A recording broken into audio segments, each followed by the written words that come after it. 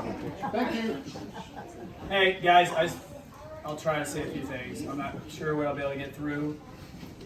I didn't write anything down because I never do. Thank you for all coming. Angela wrote some stuff down, but I just don't do that. Thanks to everybody for coming. I know it's kind of far for some people. Jenny would have appreciated it. I know a lot of people are in shock,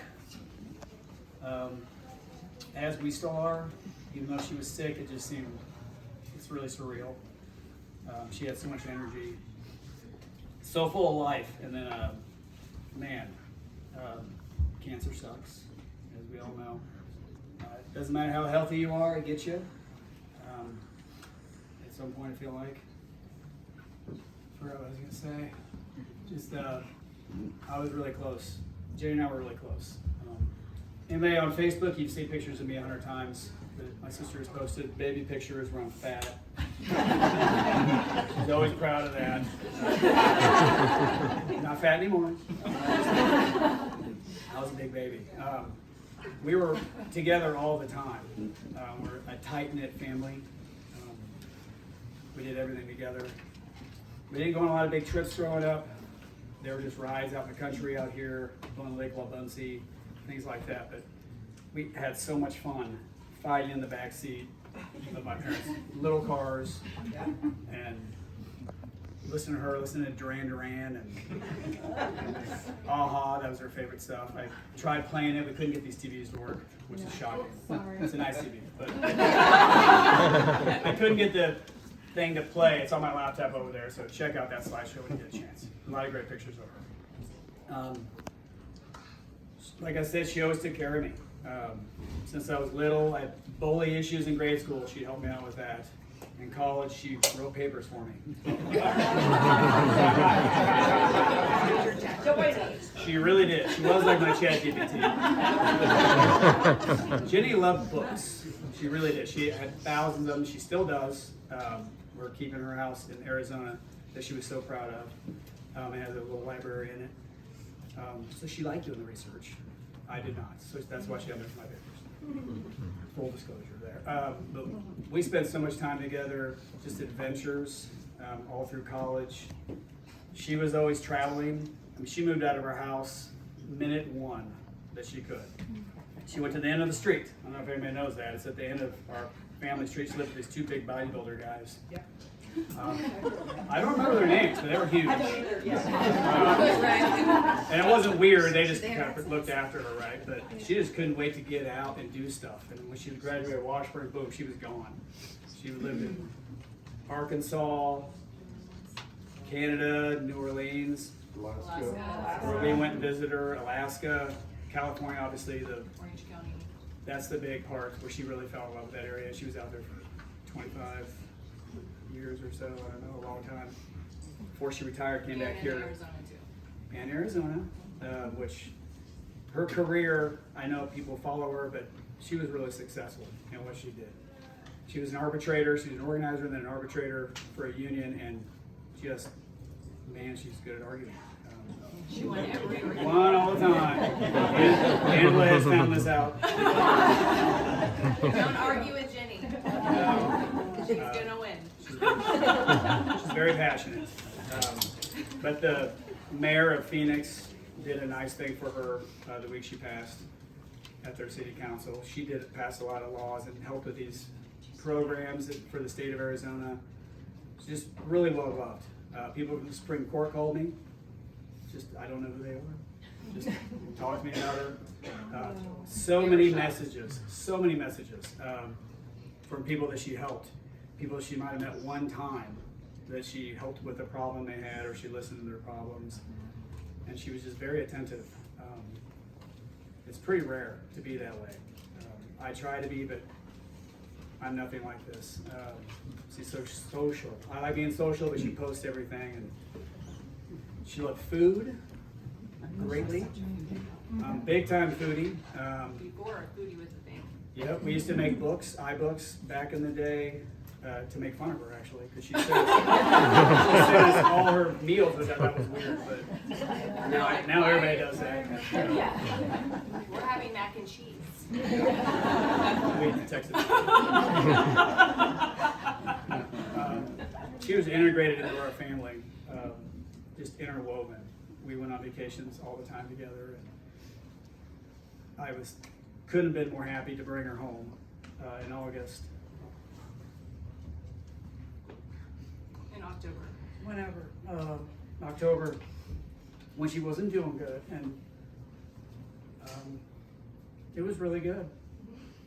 We saved her a couple of times. I would have got it earlier. We always did everything together. It was odd that we had cancer at the same time. It didn't surprise me, honestly, but it was hard to deal with, and she was really far away, and I didn't hear about all that. But anyway, she came back, and it was good. We had a lot of good memories while she was here, even though she was so sick.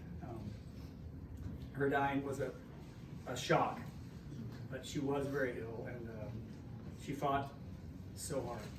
She posts that stuff, and you're not boots on the ground, you're with her, and you see it every day, and she really was trying.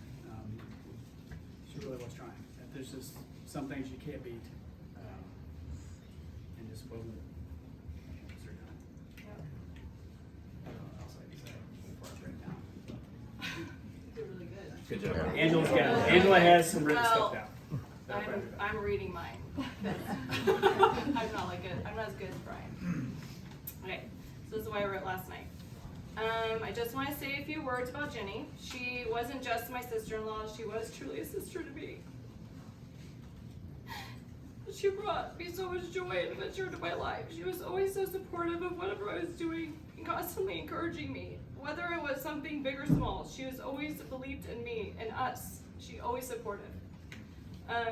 Thanks to her, I've been to Sonoma, Napa, Chicago, San Francisco, San Diego, Orange County, Laguna Beach, New Orleans, Arizona, and so many unforgettable places. She took me to fancy spas where we did mud baths, countless wineries,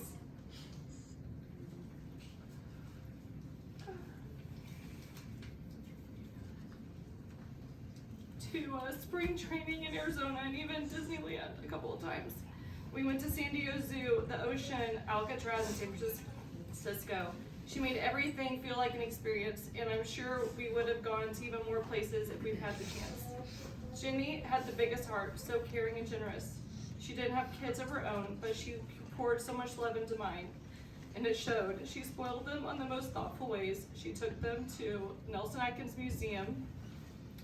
She took them to Sporting KC. It's a very small copy, and I am crying. She took them to Sporting KC games, baseball games, morning walks to Starbucks for treats, and outings to Nelson Atkins Museum. One of her favorite places. She flew them to California for their own trips, took Isaac to Costa Rica to meet friends, and just recently flew him out to stay with her in Arizona for a special graduation trip filled with fun adventures. She made sure they always felt so loved. Jenny also deeply loved the little joys in life. She loved wine, especially a good red. She loved coffee, especially espresso. She went on long walks almost every day, and she was a foodie before that was even a thing. Sending Brian and me pictures of her meals way back when we first got married.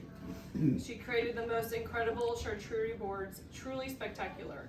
She should have taught a class on them. She loved sketching fun little drawings in her sketchbooks and found places in yoga and meditation. There's a bunch of her sketchbooks on the dining room table if you haven't looked at them. And she loved cooking, especially her famous meatballs, which the boys absolutely loved. I'm sure we'll be making those for years to come and thinking of her every time. Jenny made a big impact in the world. She was passionate about fighting for people's rights, especially those who didn't have a voice. She was proud and a die-hard Democrat, incredibly successful in her work and never lost an argument. The city of Phoenix even gave her her own day, Jenny Grondahl Day, on October 31st. There's actually paperwork over there in the dining room if you haven't seen it. And the funny thing, she didn't even like scary movies.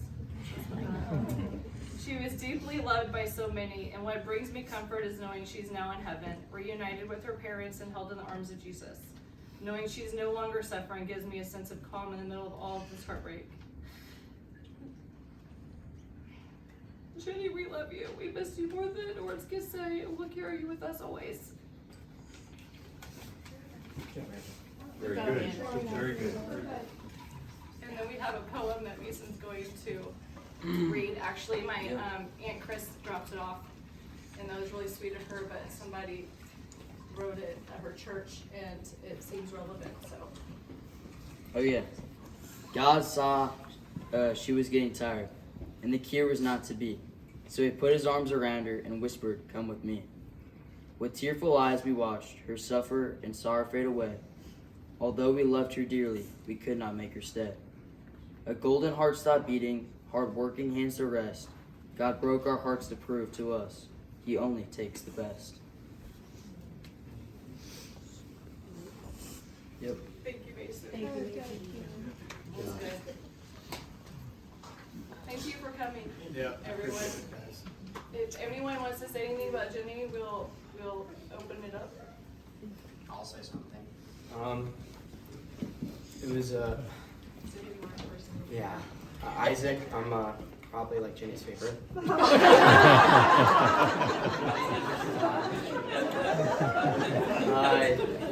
Last year she flew me out for my graduation party. Not like for my present for my birthday. It was probably like the last time I saw her when she was like normal.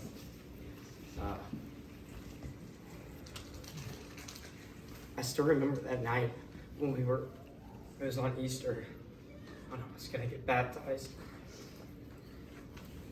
Because most the least expected thing. But it was expected, but it wasn't expected. But it's nice knowing that she's in heaven now, because she's reborn again, as Jesus says, because she believes in him.